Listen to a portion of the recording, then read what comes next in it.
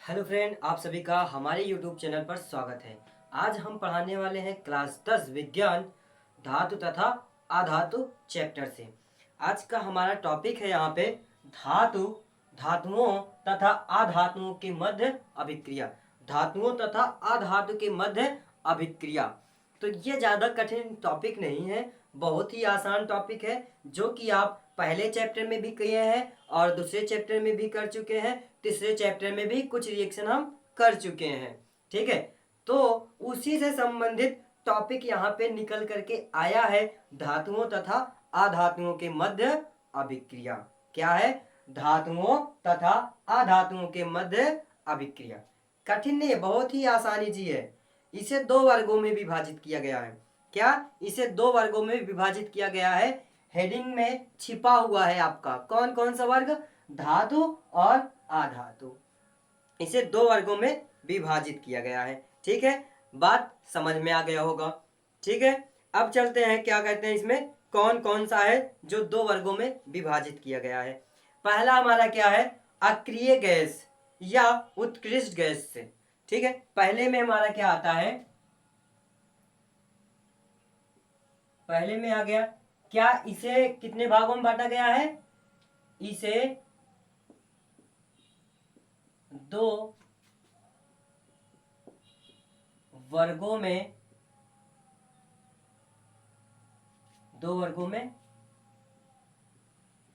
बांटा गया है।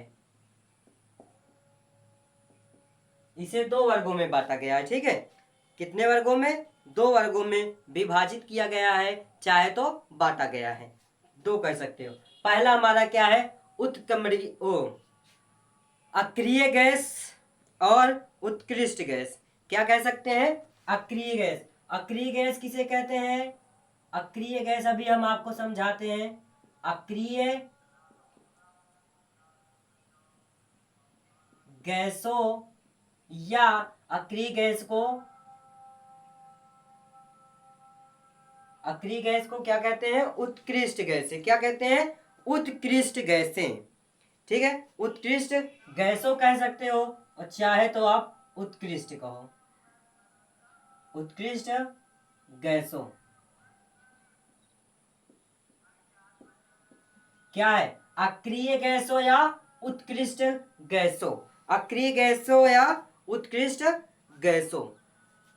अब अक्रिय गैस क्या है और उत्कृष्ट गैस क्या है, ये बात आ गई आपके पॉइंट में। पहला हेडिंग है क्या हमारा? किसके निकल कर आया है? धातुओं तथा अधातुओं के मध्य अभिक्रिया। तो उसी के मध्य अभिक्रिया होगी अक्रिय गैस। अक्रिय गैसों या अक्रिय गैस। अक्रिय गैस को उत्कृष्ट गैस के नाम से भी जाना जाता है। कहीं ना कहीं आपको देखने को मिल जाएगा कि अक्रिय गैस को किस नाम से जाना जाता है, तो उत्कृष्ट गैस के नाम से जाना जाता है। अक्रिय गैस को किस नाम से जाना जाता है? उत्कृष्ट गैसों के नाम से जाना जाता है। अब इसकी परिभाषा सुन लीजिए, बहुत ही आसान है। इसकी परिभाषा याद करने की आवश्यकता नहीं है, बस समझने की जरूरत है। आप समझ लोगे तो परिभाषा अपने आप याद हो जाएगा। देखिए, हम आप क्लास 7 में, 8 में, 9 में, आज 10 में। ठीक, तो यहां तक इन सभी क्लासों में हमने क्या निकाला है? किसमें? 7 में, 8 में, 9 में, 10 में। इन सभी क्लास में आपने क्या किया? क्लास में आपने इलेक्ट्रॉनिक विन्यास निकाला है। क्या? इलेक्ट्रॉनिक विन्यास।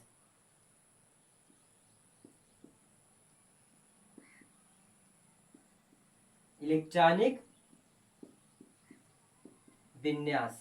इलेक्ट्रॉनिक विन्यास तो निकाला ही होगा। नहीं निकाला है तो आपके टीचर ने पढ़ाया होगा आपको कि इलेक्ट्रॉनिक विन्यास आना चाहिए। बिना इलेक्ट्रॉनिक विन्यास के आप केमिस्ट्री नहीं पढ़ सकते हैं। तो इलेक्ट्रॉनिक विन्यास निकाले हो किसमें? के एल एम, के एल एम एन, इतने में, के एल एम एन, इतने में आपने इलेक्ट्रॉनिक विन्यास निकाला है। ठीक है, पहले कक्षक में कितने इलेक्ट्रॉन की चर्चा किया गया था? पहले में 2 इलेक्ट्रॉन बताए होंगे, दूसरे में 8, तीसरे में 18, चौथे में 32, ऐसे करके इलेक्ट्रॉनिक विन्यास करते हैं। ठीक है, इतनी बात क्लियर हो गया। 2 8 18 32, उसके आगे 64। ठीक, तो इसी के आधार पर इलेक्ट्रॉनिक विन्यास किया जाता है। इस नियम को बोर-वरी का नियम कहते हैं। जो KLMN पे निकाला इलेक्ट्रॉनिक विन्यास करते हैं उसे बोर-वरी का नियम के आधार पे इलेक्ट्रॉनिक विन्यास किया जाता है। ठीक है, अब जैसे हम किसी भी तत्व का इलेक्ट्रॉनिक विन्यास करें, थोड़ा सा और ऊपर ले लेते हैं जिससे आपको समझाने में और देखने में दिक्कत ना हो, अब परिभाषा रखने की जरूरत ही ना हो। क्या KLMN,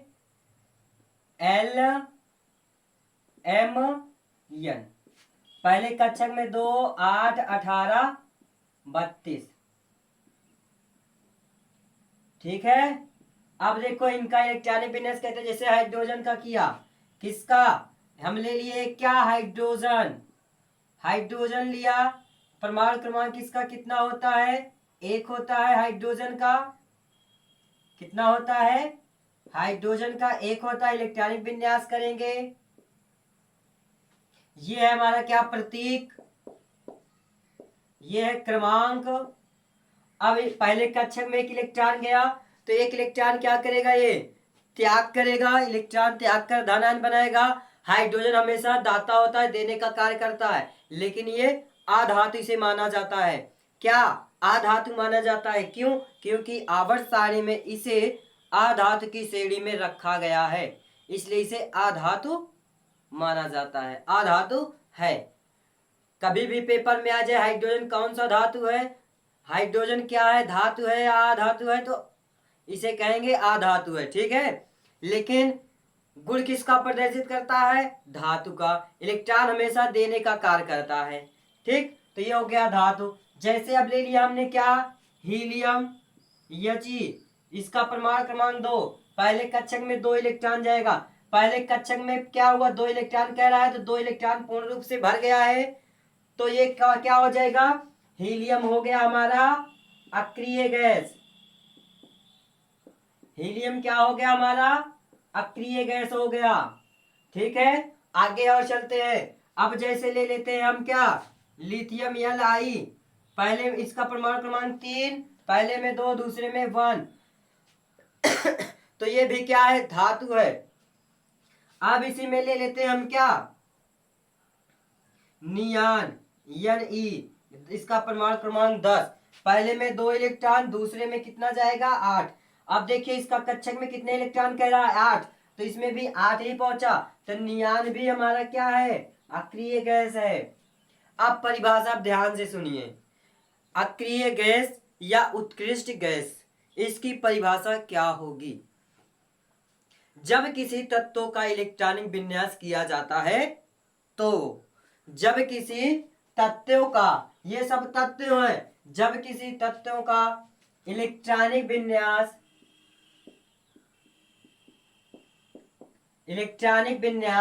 किया जाता है तो उसके बाह्यतम कोश में जितना इलेक्ट्रॉन रखने की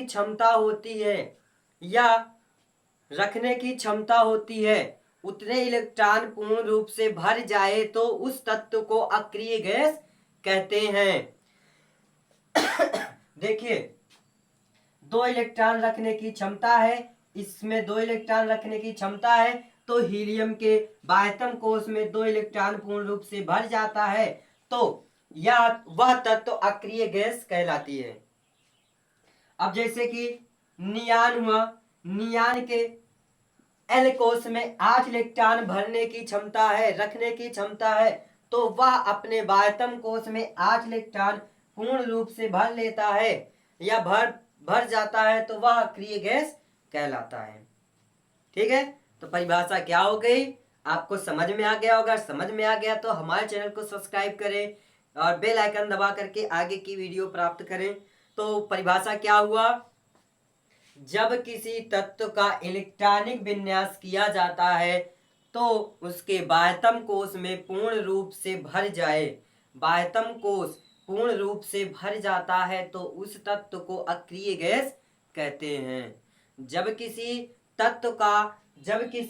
तत्व का इलेक्ट्रॉनिक विन्यास किया जाता है तो उसके बाह्यतम कोश में उसका बाह्यतम कोश पूर्ण रूप से भर जाए, उसका बाह्यतम कोश पूर्ण रूप से भर जाए या भर जाता है तो उस तत्व को अक्रिय गैस कहते हैं। अक्रिय गैस को उत्कृष्ट गैसों के नाम से भी जाना जाता है। अक्रिय गैस को उत्कृष्ट गैसों के नाम से जाना जाता है। तो अक्रिय गैस हमारा क्या क्या है? हीलियम हो गया, नियान हो गया, आर्गन भी होगा। क्या होगा? आर्गन और भी आदि कर सकते हैं। आदि सारे अक्रिय गैस हैं। ठीक है, अक्रिय गैस आपको समझ में आ गया होगा अक्रिय गैस किसे कहते हैं। तो चलिए अब हम आगे चलते हैं। क्या अष्टक नियम की भी बात यहाँ पे कर लेते हैं। क्या है अष्टक नियम? ये अष्टक नियम कहां से जाकर निकला? इसी अक्रिय गैस से निकला अष्टक नियम। अष्टक नियम अक्रिय गैस से जाकर के निकला है। अब अष्टक नियम क्या है इसका मतलब समझ लीजिए। अगर ना समझ में आए तो कमेंट में जवाब दीजिए, उसे हम विस्तार से समझाएंगे। ऐसा नहीं है कि नहीं समझ में आएगा, सबको समझ में आएगा। अष्टक नियम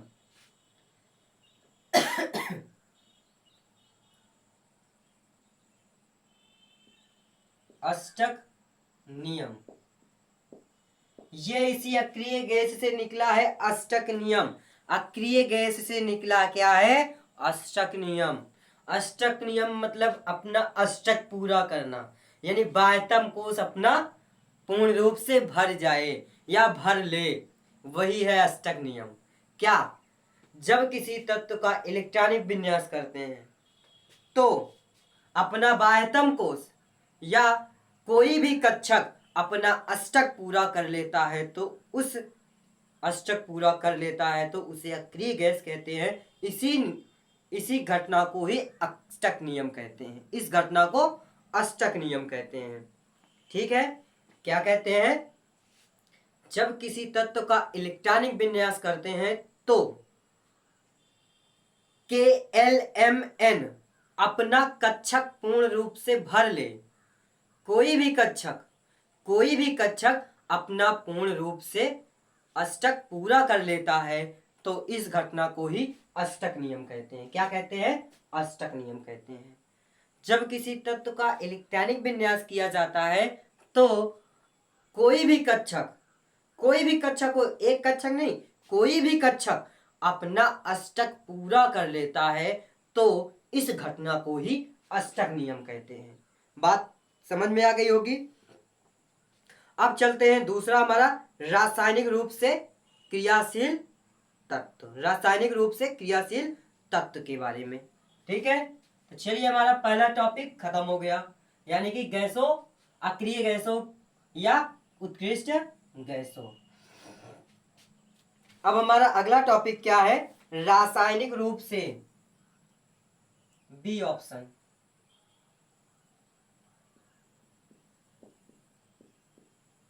रासायनिक रूप से क्रियाशील